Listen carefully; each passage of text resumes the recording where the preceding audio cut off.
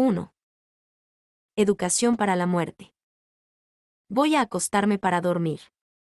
Más puedo morir durante el sueño. Estoy bien, no tengo ningún motivo especial para pensar en la muerte en este momento. Ni para desearla.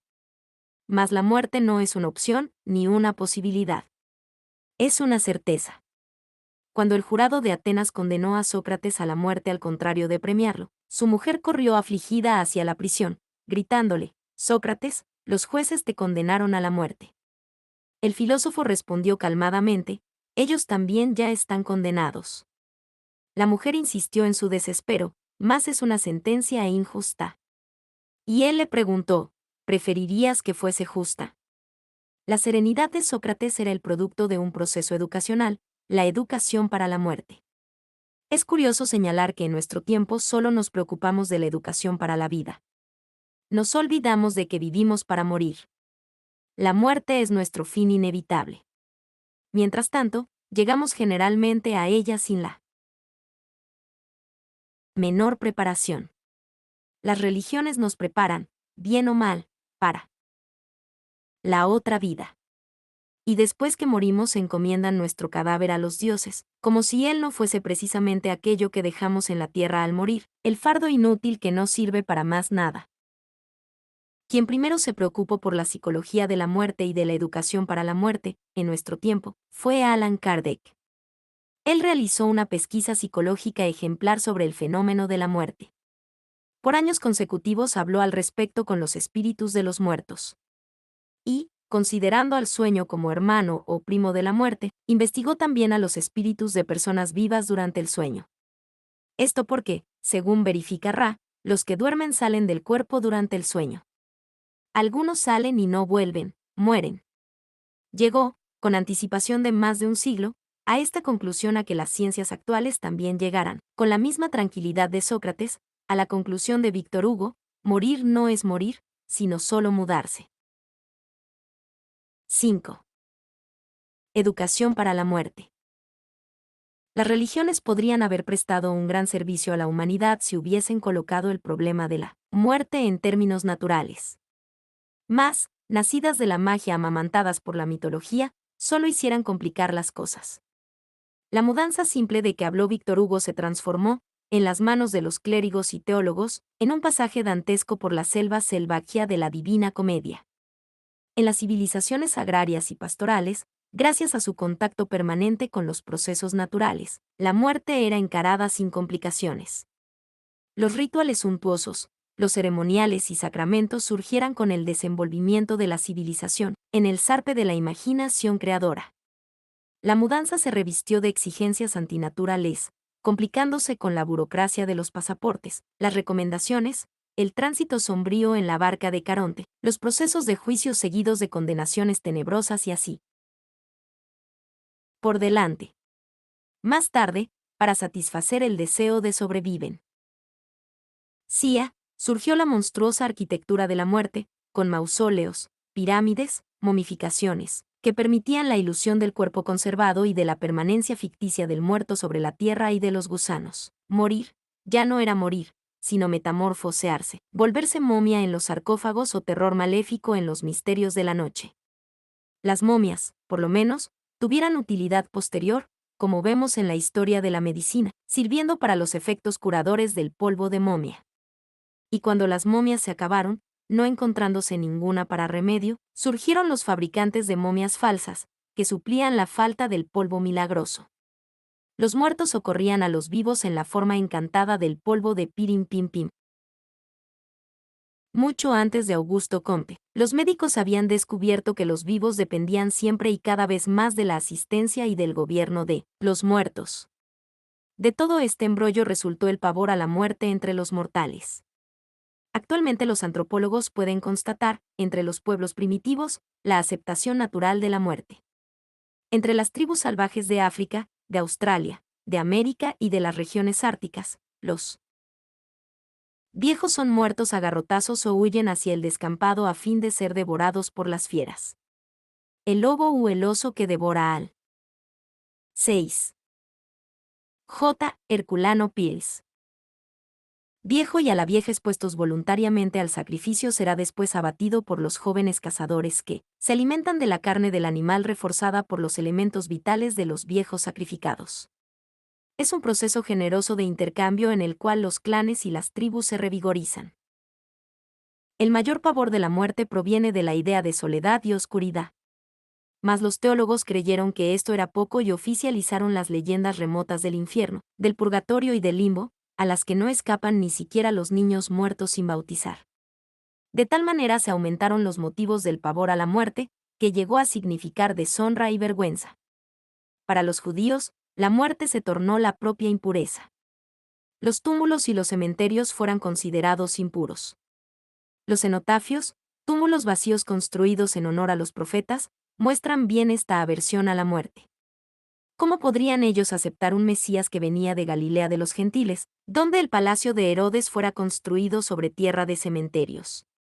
¿Cómo aceptar a este Mesías que murió en la cruz, vencido por los romanos impuros, que arrancara a Lázaro de la sepultura, ya hediondo, y lo hiciera su compañero en las lides sagradas del mesianismo?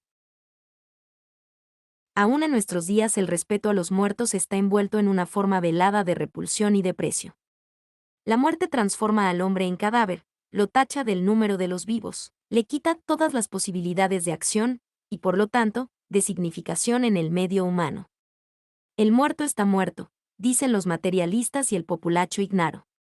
El Papa Pablo VI declaró, y la prensa mundial lo divulgó en todas partes, que existe una vida después de la muerte, mas no sabemos cómo ella es. Esto quiere decir que la misma Iglesia nada sabe de la muerte, a no ser que muramos. La idea cristiana de la muerte, sustentada y defendida por las diversas iglesias, es simplemente aterradora. Los pecados reales al morir se ven enfrentados ante un tribunal divino que los condena a suplicios eternos.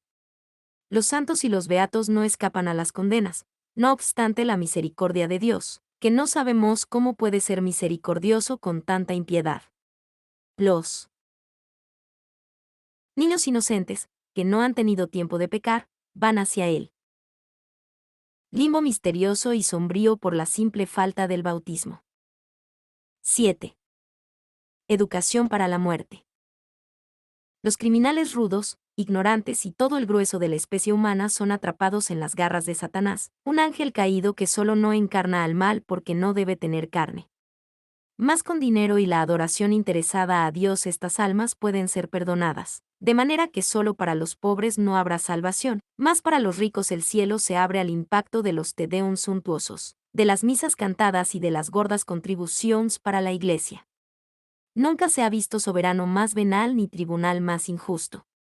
La depreciación de la muerte generó el desabrido comercio de los traficantes del perdón y de la indulgencia divina. El vil dinero de los robos e injusticias terrenas consigue abrirse camino entre la justicia divina, de manera que el desprestigio de los muertos llega al máximo de la vergüenza.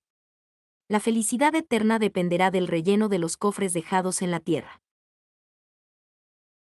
Frente a todo esto, el concepto de la muerte se tiznaba en las manos de los cambistas de la simonía, vaciándose en la incredulidad total, transformándose en el concepto de la nada, que Kant definió como concepto vacío.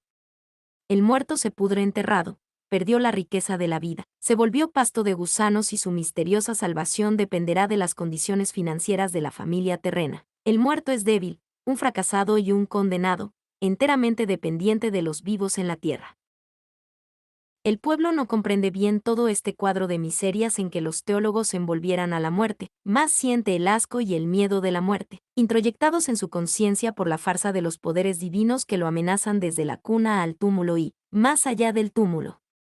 No será de admirarse que los padres y las madres, los parientes de los muertos se asusten y se desesperen frente al hecho irremisible de la muerte. Jesús enseñó y probó que la muerte se resuelve en la Pascua de la Resurrección, que ninguno muere, que todos tenemos el cuerpo espiritual y viviremos más allá del túmulo como vivos más vivos que los encarnados.